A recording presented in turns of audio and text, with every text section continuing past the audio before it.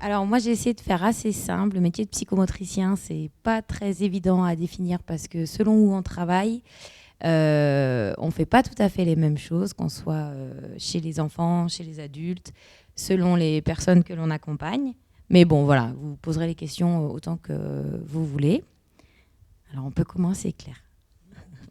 On y va. Alors, la psychomotricité, psycho quoi? C'est ce que j'entends très souvent dans mon entourage. Qu'est-ce que c'est la psychomotricité? Et en fait, elle est partout. Là, ce que je suis en train de faire, c'est un acte psychomoteur. Donc, c'est l'expression corporelle de notre vie psychique, affective, intellectuelle et relationnelle.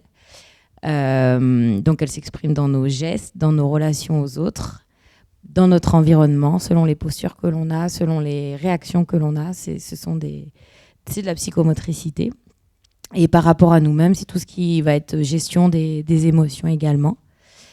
Je vais faire des généralités parce que on est tous différents, donc tout est individualisé dans les accompagnements psychomoteurs. Mais voilà. Donc c'est le corps en mouvement, en expression, en relation. Donc marcher, sauter chez les enfants, danser, nager, tout ça, c'est de la psychomotricité. Donc le psychomotricien, donc c'est un professionnel de santé paramédical, donc on est auxiliaire médical et on intervient sous prescription médicale. La plupart du temps, dans les institutions, des fois quand il n'y a pas de médecin, on intervient quand même quand on est en institution, mais on est chapeauté par les médecins. Donc le travail, c'est quoi? C'est d'accompagner la personne dans son développement personnel. Donc l'idée, c'est d'harmoniser un petit peu les liens entre le psychisme et le corps.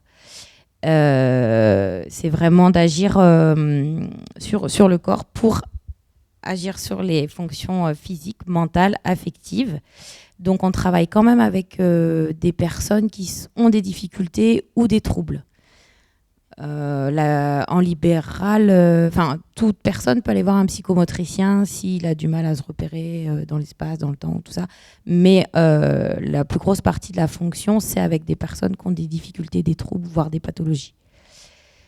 Donc pourquoi? Donc pour aider son patient à trouver ou à retrouver un équilibre, à mieux prendre conscience de son corps. Ça, c'est un mot, le corps, on parle tout le temps du corps. À le maîtriser et à faire un instrument capable de s'exprimer et de communiquer. Donc vraiment, le psychomote travaille sur le corps et ses expressions, donc tout ce qui va être émotionnel et relationnel. Les personnes qui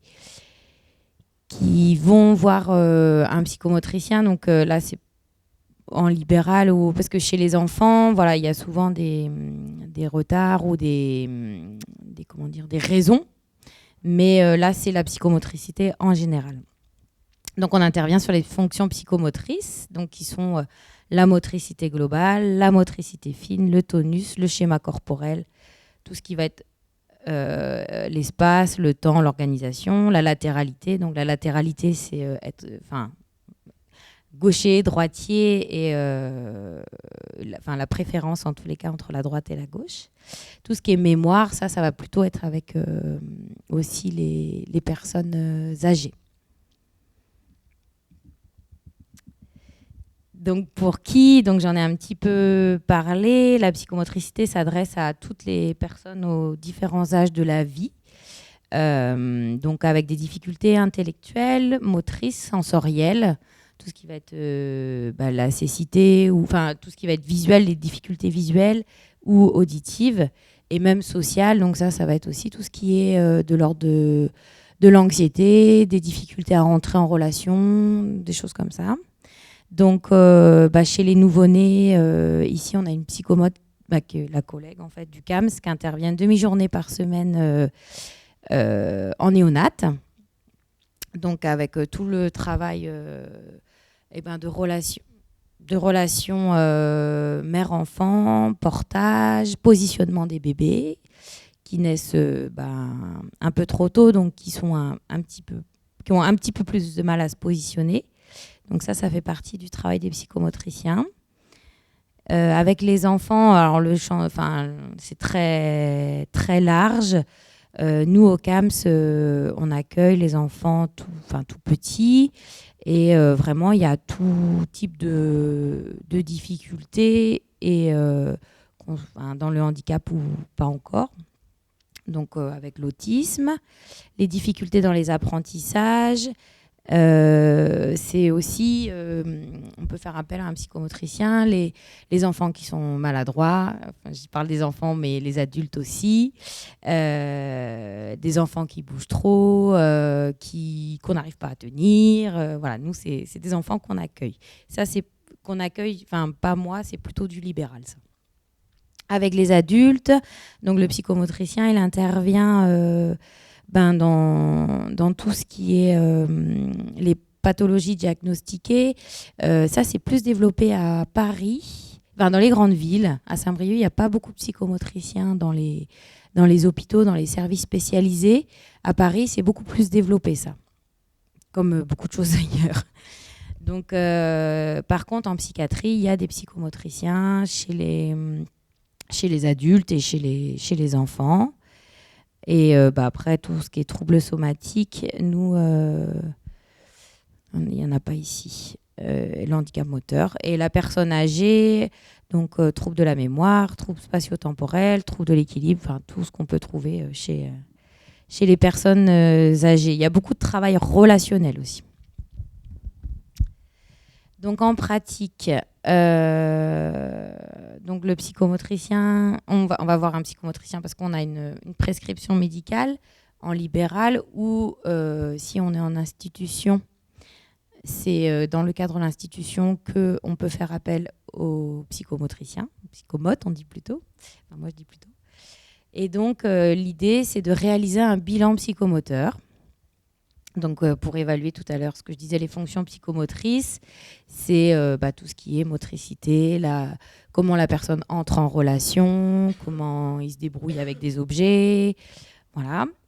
Et c'est vraiment ce qui doit ressortir du bilan, c'est les difficultés, mais ça c'est assez visible, et surtout mettre en avant les compétences pour pouvoir s'appuyer dessus, pour pouvoir travailler après avec la personne.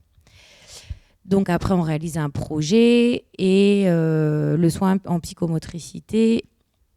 Donc les grands pôles, c'est la thérapie psychomotrice. Donc c'est tout ce qui va être, ce que je vous disais tout à l'heure, l'équilibre, l'harmonisation entre le corps et le psychisme. L'éducation, c'est tout ce qui peut être fait en crèche aussi, tout ce qui va être expérience motrice, psychomotrice, sensorielle, tout ça, enfin chez les petits. Et la rééducation, c'est souvent quand il manque une fonction, ou en tout cas qu'elle est altérée, où là on peut agir sur la fonction psychomotrice. Donc on utilise des médiations et qui mettent en jeu le corps. Le premier outil du psychomotricien, c'est son corps, et on fait des jeux, des activités artistiques, sportives, l'expression corporelle, donc ça peut être plein de choses, la danse, tout ça. La relaxation, et on part du coup de ce qu'aime la personne que l'on accueille, mais pas que quand même. Donc le matériel, on dit beaucoup que les psychomotriciens jouent avec leurs ballons et les cerceaux, si on en avait déjà entendu parler. Mais il n'y a pas que ça. Donc on peut aller aussi en piscine. Moi, j'aime beaucoup travailler dans l'eau particulièrement, ou avec les animaux. Donc, l'idée de la psychomotricité, c'est d'aborder la personne dans sa globalité et travailler dans le plaisir.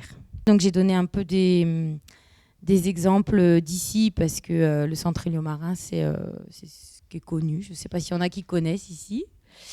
Donc, voilà, c'est le centre de rééducation qui est le plus connu.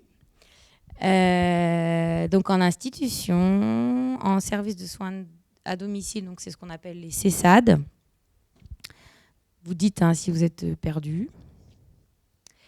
Donc c'est des CESAD qui sont spécialisés. Il y a des CESAD pour enfants avec difficultés intellectuelles, difficultés motrices.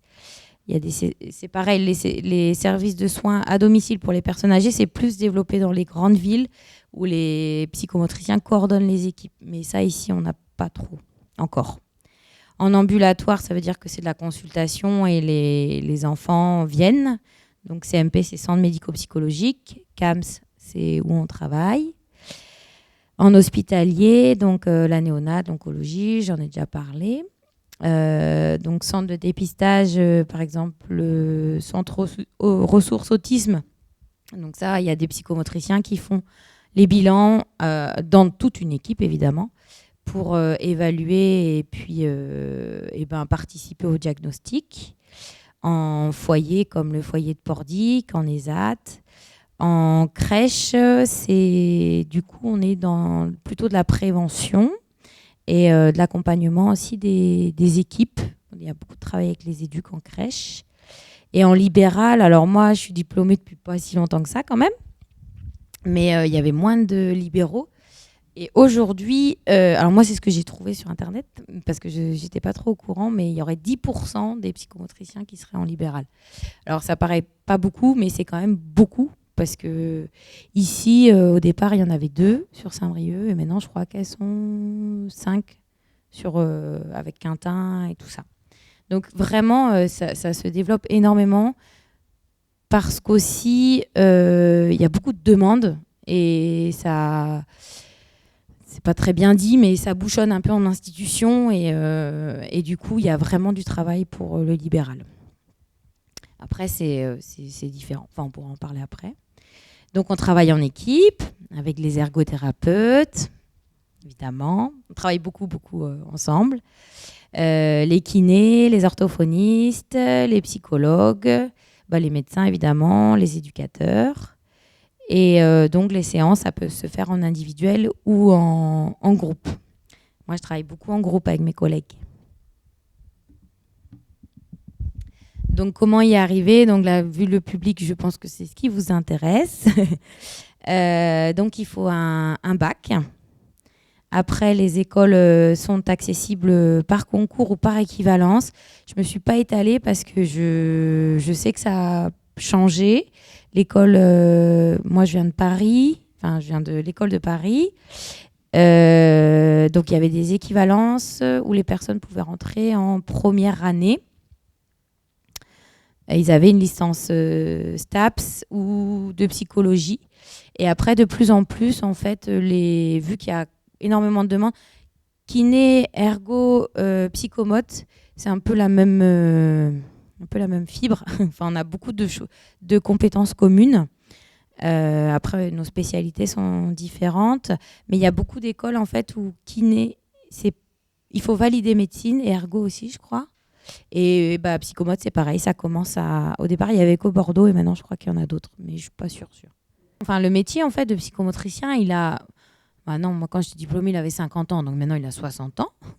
Mais ça date des années 75. En fait, c'était des psycho-rééducateurs au départ. Ça appartenait plutôt à l'éducation nationale. Enfin, c'était pas, mais c'était tout ce qui était RASED, machin, tout ça.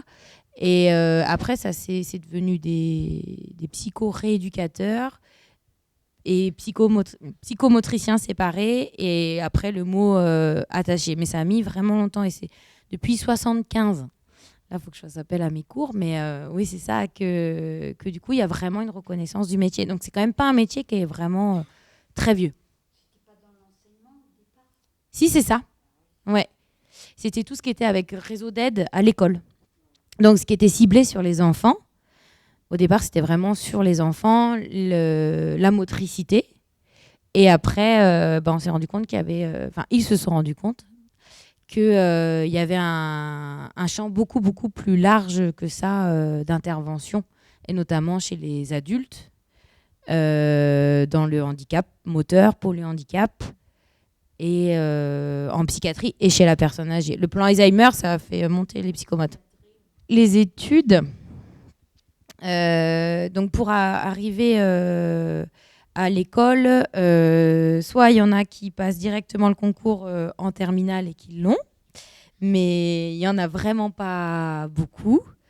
Alors, c'est vrai que c'est un bac, il y a tous les bacs, mais le bac qui est quand même qui donne le plus facilement accès au concours et surtout à ce qui est demandé au concours, c'est le bac S. En soi, c'est moins difficile que médecine, on va dire, mais c'est quand même assez difficile. parce qu'ils ne prennent pas beaucoup de monde. Vraiment. Ça, c'est un peu embêtant. Donc, les études. Après le concours, une fois qu'on est rentré dans l'école. Donc, on a de la psychomotricité, évidemment, en pratique, en théorie, de la psychologie, de la psychiatrie.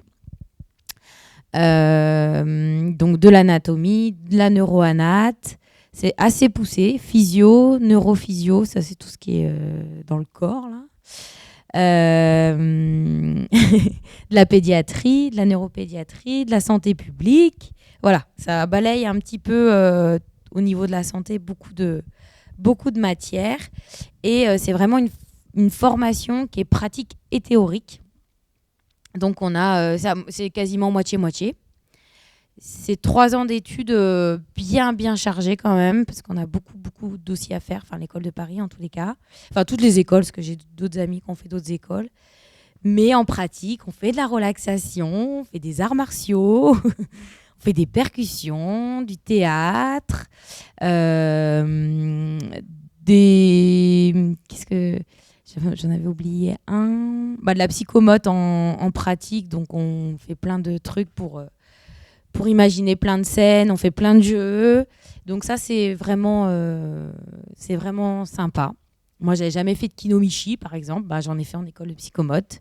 La première année, c'est le développement de l'enfant dit normal, avec tout l'abord du vocabulaire de la psychomotricité, qui est vraiment au début, on ne connaît pas grand-chose. Et donc, il y a 2 stages de 15 jours la première année, stage en crèche, stage en maternelle. En deuxième année, c'est vraiment l'abord du bilan psychomoteur et approfondissement de tout ce qui est, de la théorie psychomotrice. On aborde beaucoup, il y a énormément de psychologie et on commence la psychiatrie et ce sera abordé plus en 3e année. En 2e année, il y a un stage de 15 jours en psychiatrie, justement. Un stage long de 2 jours par semaine dans ce qu'on veut. On peut faire soit les 2 jours dans la même institution, en libéral, soit un jour. On peut faire en demi-journée. Enfin, ça dépend le nombre de stages qu'on veut. Après, c'est pas non plus toujours très évident à trouver. Donc le stage long de 2 jours par semaine et 15 jours de psychiatrie et 15 jours en foyer, maison d'accueil spécialisée, tout ça. Et en 3e année, il y a la gériatrie et l'adulte. Alors, on ne peut pas dire que les prépas appartiennent... C'est pas des prépas intégrés, vu que c'est un concours national. Elles revendiquent ça un peu, les écoles. Bien que quand on fait la prépa de l'école, on est très bien préparé au concours de l'école. À Lille, il y a une prépa. À Paris, il y a une prépa, subsanté. Du coup, à Marseille, je sais pas. À Lyon, non. Après, moi, j'ai fait ma prépa à Gourin. Ah oui, ça, je l'ai pas dit. Donc, il y a les prépas en Bretagne, à Rennes, Brest, voilà. Moi, quand j'ai passé psychomote, on était 7 à Gourin, on était 7 à passer que psychomote. C'était vraiment le concours, enfin, le métier qu'on voulait faire. Mais dans les concours paramédicaux, il y en a qui passent plein de concours parce que, effectivement, c'est les mêmes matières. Donc, il y a des kinés qui sont manip radio ou qui... En psychomotricité... moi, je suis diplômée de 2010, donc dans mon école. Donc moi, j'ai fait l'école privée parce que j'ai eu que celle-là. Donc effectivement, c'était l'école qui était quasiment la plus chère. Maintenant, elle est encore plus chère. Mais du coup, j'ai dû faire un prêt étudiant. Enfin, voilà. Ah bah ouais. Ouais, c'est une bonne école, ouais. Après, dans les écoles, il y en a qui sont penchées plus psycho. Oui. Qui sont penchées plus psycho. Et par exemple, celle de Toulouse, c'est plus neuro. Mais ça, après, en fait, on le sait une fois qu'on est dans les écoles, mais il y a des psychomotriciens qui ont plus la branche psycho et d'autres plutôt neuro et motricité, rééducation, les coordinations, tout ça. Et donc, il y a possibilité de faire des masters. Il y a un master de psychomotricité maintenant qui existe. Donc voilà, où on peut se spécialiser. Donc ça amène à Bac plus 5. Sauf qu'il est après le DE. Il faut avoir le DE de toute manière pour avoir accès au master. Mais par contre, après, on n'est pas reconnu master. encore, mais peut-être ça bougera. Et il y a possibilité de faire des formations, donc des diplômes universitaires. Salariales, nos grilles, c'est pas qu'on n'est pas reconnu, c'est nos grilles salariales qui ne bougent pas. En fait, On n'est pas reconnu bac plus 5. non, les formations de base initiales, on est payé en tant que bac plus 3. Moi, j'ai fait un master, voilà, j'ai pas changé de grille salariale. Bon, voilà, c'était pas le but non plus. Enfin là, l'idée, c'était de se spécialiser parce qu'on adore notre métier et qu'on peut faire... D'apprendre encore. D'apprendre encore et encore. Donc, être à l'aise dans son corps, j'hésite à le mettre parce que ça ne veut pas dire que faut être bien sur tout et tout ça. C'est juste qu'en fait, on aide les gens à... On a envie, en tout cas, d'aider les gens à aller mieux dans leur corps, à se sentir mieux, à être plus à l'aise. Notamment, avec les enfants, on travaille avec les parents, évidemment. Donc, si soi-même, on n'est pas très, très à l'aise, c'est plus difficile. Après, en formation, on apprend beaucoup de choses, on est mis en situation. Donc, ça ne doit pas du tout être un frein. Comment ? Ça peut ne pas être un acquis au départ. Non, tout à fait. Après, dans le métier de psychomote, une fois qu'on a le diplôme, c'est mieux quand on est un petit peu à l'aise. C'est plus facile pour aller à la bord des gens parce que... ils viennent quand même nous voir et c'est quand même plus facile. La créativité, moi, on m'avait dit ça, en fait. J'avais rencontré des psychomotes avant de passer le concours. On m'avait dit qu'il faut être créatif et tout. Oh là là, moi, je ne suis pas très créative. Moi, j'entendais faire des trucs avec ses mains, tout ça. Les collègues, elles savent que je suis un peu nulle. Mais c'est vraiment avoir des idées, envie de toujours... Il n'y a rien qui est fait, en fait, quand on reçoit des personnes. On ne sait pas comment ça va se passer, on ne sait pas ce qu'on va mettre en place. Mais voilà, il faut avoir l'envie de mettre des choses en place, des jeux. L'adaptation, ça, c'est le mot clé de nos métiers réciproques. Tout le temps s'adapter, tout le temps, aux situations, aux gens. On part sur un truc. D'ailleurs, vous nous aviez parlé d'une journée type... si, on a des journées type, mais dans les séances, c'est jamais type. C'est jamais ce qui doit se passer. C'est ça qui est bien aussi. Donc, aimer jouer le jeu parce qu'on passe beaucoup par ça quand même. Hein. La patience, moi, je suis patiente dans mon travail. Après, dans la vie, moins. Mais c'est pareil, c'est pas une exigence. C'est plus dans le sens où les choses se passent pas tout de suite. On accompagne une petite chose. Voilà, si on reçoit un petit enfant, l'idée, c'est qu'il n'a pas accès à la marche, qu'il a un retard par rapport à la marche.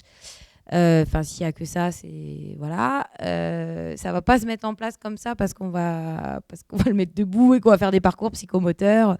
Il faut un petit peu de temps, il faut être patient. L'écoute, je pense que c'est une qualité à avoir en tous les cas pour pouvoir réceptionner ce que les gens ont à nous dire, parce qu'il y a quand même, on reçoit aussi des gens qui ont de la souffrance. Si vous voulez, mais il y en a plein. Hein. Il y en a plein. L'observation, parce qu'en école, on apprend beaucoup ça, savoir observer les gens. Moi, j'observe pas tout le monde. Hein. Dans mon métier, je le fais beaucoup, mais dans la vie, c'est d'essayer de comprendre les gens par l'observation, sans aller leur poser des questions et tout ça, parce que le corps parle beaucoup.